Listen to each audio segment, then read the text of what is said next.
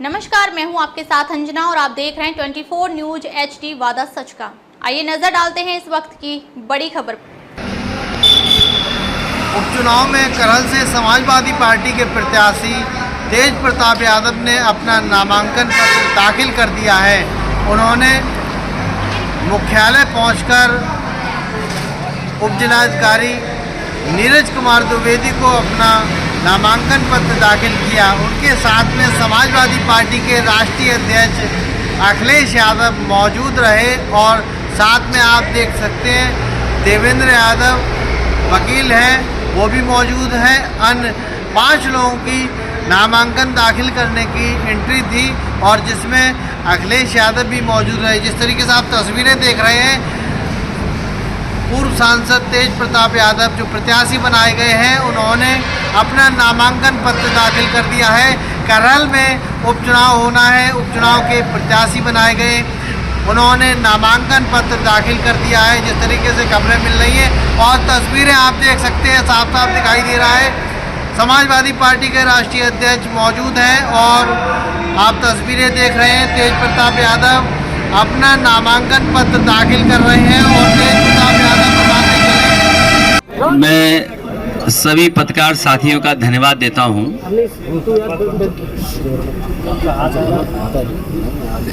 इस बार के जो उपचुनाव होने जा रहे हैं, वहां से समाजवादी पार्टी के प्रत्याशी सांसद रहे तेज प्रताप यादव ऐतिहासिक वोटों से जीत करके जाएंगे। मैं करहल की जनता और मैनपुरी की जनता का बहुत धन्यवाद और आभार प्रकट करूंगा। यहाँ के लोगों ने समाजवादी पार्टी का, नेताजी का हमेशा साथ दिया है। किन्हीं भी कठिन परिस्थितियों में या राजनीतिक कोई फैसला हुआ होगा, यहाँ के लोगों ने समाजवादी पार्टी का हमेशा साथ दिया है। करहल उपचुनाव में जो होने जा रहा है, ये वो विधानसभा है जहाँ की जनता समाजवादी पार्टी को हमेशा चुनती रही है। और इस बार के चुनाव में मैं कह सकता हूँ कि पहले से ज़्यादा समर्थन है। हर वर्ग के लोग साथ हैं, हर वर्ग के लोगों का सहयोग और समर्थन मिलेगा। परिणाम बहुत ऐतिहासिक होने वाला है करहल विधानसभा का। जहां तक भारतीय जनता पार्टी का सवाल है, Bharatiya Janata party by elections में किसको लड़ाएं, कैसे पीडीए का मुकाबला करें। पीडीए से घबराए हुए वो बैठे हुए हैं। पहले तो कभी कभी सुन भी लेते थे उनके मुंह से पीडीए, लेकिन इधर जो पीडीए की ताकत या पीडीए के लोग इकट्ठे हुए, एकजुट हुए हैं, अब पीडीए कहना भी वो भूल गए हैं।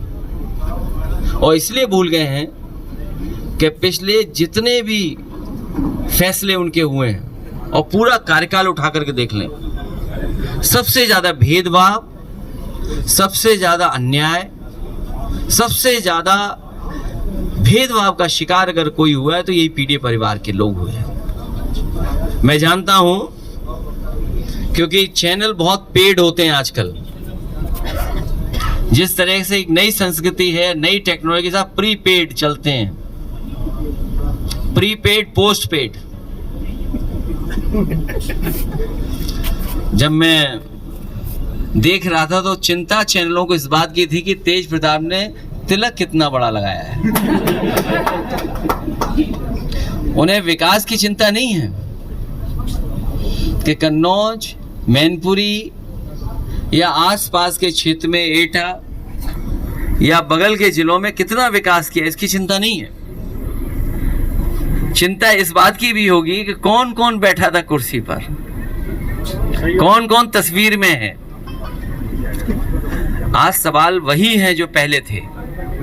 महंगाई वैसे ही बढ़ती चली जा रही है, बेरोजगारी वैसे ही बढ़ी है, और जिस रफ्तार से समाजवादियों ने विकास करना शुरू किया था, उस विकास को रोकने का काम किया इन्होंने। संविधान की लड़ाई, बाबा साहब भीमराव अम्बेडकर जी का दिया हुआ संविधान, उसके तहत जो हक अधिकार मिलने चाहिए वो भी अभी अधूरे हैं। जो लड़ाई जीती लोकसभा में, उसमें थोड़ा बहुत रुके हैं भाजपाई, लेकिन अभी भी उनके फैसले ऐसे नहीं हैं जिससे कि सभी को न्याय मिल रहा हो। ये अपने आप को हर संस्था से ऊपर समझते हैं, इनके लिए कोई संस्था नहीं है। भारतीय जनता पार्टी के लोग अपने इशारे पे चला रहे हैं, ये सदस्यता कम कर रहे हैं, जमीनों पे कब्जा ज्यादा कर रहे हैं। इनकी जो सदस्यता चल रही है वो कम चल रही है, लेकिन जमीनों पे कब्जा ज्यादा चल रहा है। इतना भ्रष्टाचार, बेईमानी, लूट कभी नहीं होगी जितनी इनकी सरकार में हो रही है। बहराइच की घटना को लेकर, बहराइच जो कुछ हुआ है, मैं अपने पत्रकार साथियों का धन्यवाद देना चाहता हूं, और खासकर उन यूट्यूबर्स को, उन तमाम सोशल मीडिया के लोगों को जिन्होंने निष्पक्ष होकर के सच्चाई सामने लाने का काम किया। और सच्चाई ये है कि भारतीय जनता पार्टी ने जानबूझ करके दंगा कराया, क्योंकि उनको पता है कि चुनाव आ गया है, किसी भी सवाल का जवाब जनता में नहीं दे सकते हैं, इसीलिए राजनीतिक लाभ लेने के लिए जानबूझ करके भारतीय जनता पार्टी ने दंगा कराया है। और जीरो टॉलरेंस की अगर बात थी तो आखिरकार पर्याप्त पुलिस क्यों नहीं थी, पर्याप्त प्रशासन का इंतजाम क्यों नहीं था, और जो जानकारी में था प्रशासन को, उसके बावजूद भी नहीं किया कुछ भी।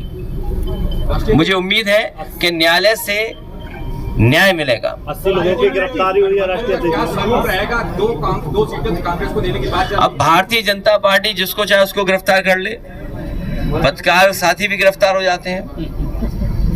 अगर वो कोई सच्ची न्यूज चला दें तो फोन आ जाता है उनके पास, उनको बाकायदा ब्रेकिंग न्यूज व्हाट्सएप पे मिलती है कि आपको ब्रेकिंग न्यूज यही चलानी है जो व्हाट्सएप पे आई है। जिस तरीके से सरकारी मशीनरी का दुरुपयोग हो रही है, करहेल की जनता के सामने किसी तरह का दुरुपयोग नहीं चलेगा। सामने से दुरुपयोग दिखाई देगा, लेकिन वही अधिकारी कहेंगे अरे जीत तो आप ही रहे हो, हम समर्थन आपका ही कर रहे हैं। नामांकन प्रक्रिया शुरू हो चुकी है, लेकिन अभी तक प्रत्याशी नहीं पहुंच पाए सीटों पर। अभी चाचा ने जो कहा वो ठीक कहा कि उनके पास प्रत्याशी नहीं है, ढूंढ रहे हैं। डीवाई चंद्रचूड़ को लेकर, कांग्रेस गठबंधन को लेकर के क्या कह रही है? कांग्रेस कह रही है कि हम चुनाव नहीं लड़ेंगे, नाराजगी दिखा रही है, 2 सीट नहीं चाहिए।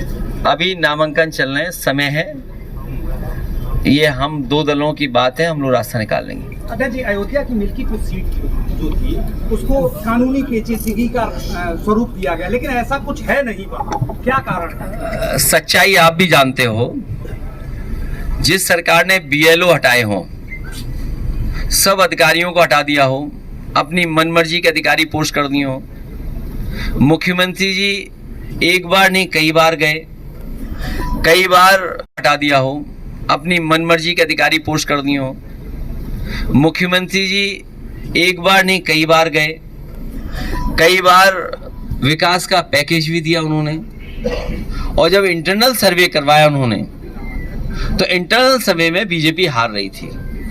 फिर मुख्यमंत्री ने बार बार कार्यक्रम लगाया, और बार बार कार्यक्रम लगाने के बाद सर्वे करवाया, उसमें भी बीजेपी हार रही थी। अध्यक्ष जी, करेल में डिप्टी CM आए हुए थे, वहाँ पर 69,000 जो शिक्षक भर्ती के अभ्यर्थी थे वो प्रदर्शन कर रहे थे, उनके ऊपर FIR दर्ज की गई है, उनको जेल भेजा गया डिप्टी CM के प्रोग्राम में।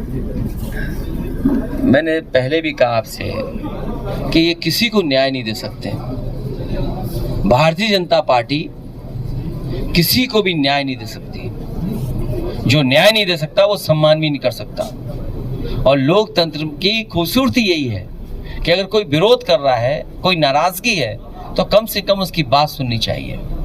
ये जो सत्ता की ताकत से जो मुकदमे लगाए हैं, जेल भेजा है या उनको परेशान किया जा रहा है, यही जनता है, इनका हिसाब किताब करेगी इस चुनाव में। एक बार मुख्यमंत्री, उप मुख्यमंत्री और कई बार रोजगार के मेले, विकास के मेले जो है दिखाई, क्या लगेगा? अब सरकार पे उतना समय नहीं है जितना समय था उन पर, जितनी सरकार चल रही है अब उतना भी समय उनके पास नहीं है। ये सरकार जाने वाले लोगों की है, जनता इनको इस चुनाव में हरा करके विदाई का रास्ता खोल देगी। डीएपी खाद को लेकर मारामारी चल रही है। कहीं खाद नहीं है। और अभी मान लीजिए धान तैयार होने जा रहा है, क्या सरकार का इंतजाम है कि किसानों को सही कीमत दे देंगे?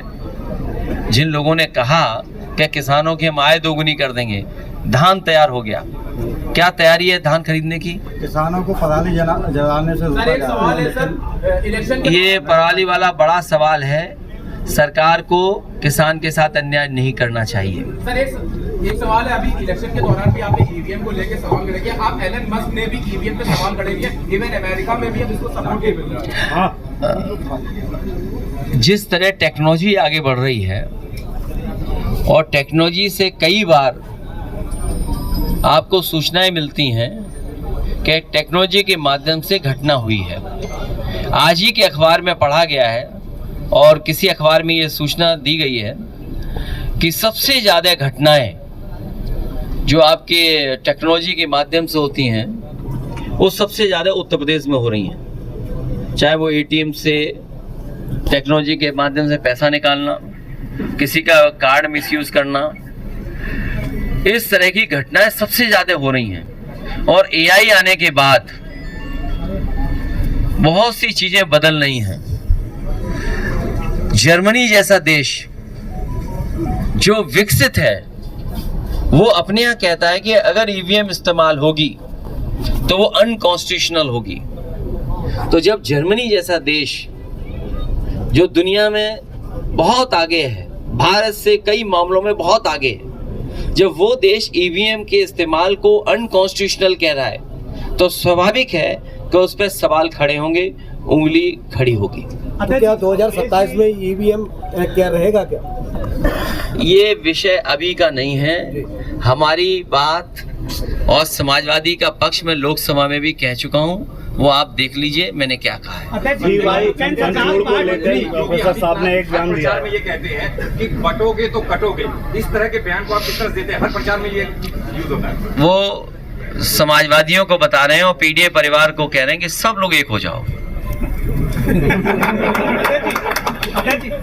केंद्र की सरकार पार्ट 3 तकनीकी की बात करती है और एक बम की एक सूचना आ जाती है, हवाई जहाज वापस करा लिए जाते हैं और हम विदेशों में ट्रिलियन की बात कर रहे हैं। मेरे पत्रकार साथी, आपको मैं याद दिलाना चाहता हूँ, उत्तर प्रदेश के मुख्यमंत्री जी ने कहा था कि विधानसभा में आरडीएक्स आ गया है और जब उसकी जांच हुई तो पता लगा है वो खैनी वाला मसाला था कि वो जो कभी कभी लकड़ी के में इस्तेमाल होता है।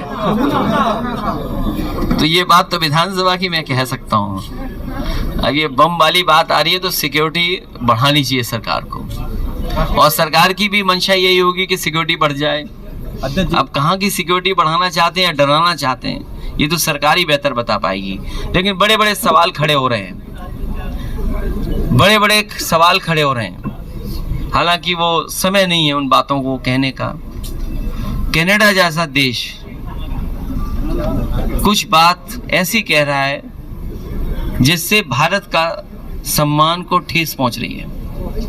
अमेरिका भी वही बात कह रहा है और हम और आप लोग अखबार में कई ऐसी सूचनाएं मिल रही हैं, पढ़ रहे हैं हम लोग, जिन पे स्वाभाविक है चिंता करना पड़ेगा हम लोग। आप बेहतर समझते हैं किन बातों को मैं कह रहा हूँ। अध्यक्ष जी, बीजेपी के लोग लगातार ये कह रहे हैं कि अयोध्या में जो हार मिली है उसका बदला अगर ले सकते हैं तो करहल जीत कर ले सकते हैं ये। और मिल्कीपुर फिर बदला ले लेगी बीजेपी से तब। जी अभी प्रोफेसर साहब ने विवादित बयान दिया सीजीआई को लेकर, क्या उसको लेकर वो माफी मांगेंगे? नहीं, मेरी जानकारी में नहीं है। सुप्रीम कोर्ट के सीजीआई साहब का सब सम्मान करते हैं और हम तो बहुत सम्मान करते हैं, बहुत सम्मान करते हैं। खबरों में अब तक के लिए बस इतना ही। फिर होगी आपसे मुलाकात एक ऐसे ही बड़ी खबर के साथ। तब तक के लिए नमस्कार और देखते रहिए 24 न्यूज HD वादा सच का। अगर आपको वीडियो पसंद आया हो तो लाइक करें व चैनल को सब्सक्राइब करें। ऐसे ही लेटेस्ट अपडेट पाने के लिए बेल आइकन प्रेस करना ना भूलें। अगर आप हमारी खबर को फेसबुक के माध्यम से देख रहे हैं तो हमारे पेज को फॉलो जरूर करें। धन्यवाद।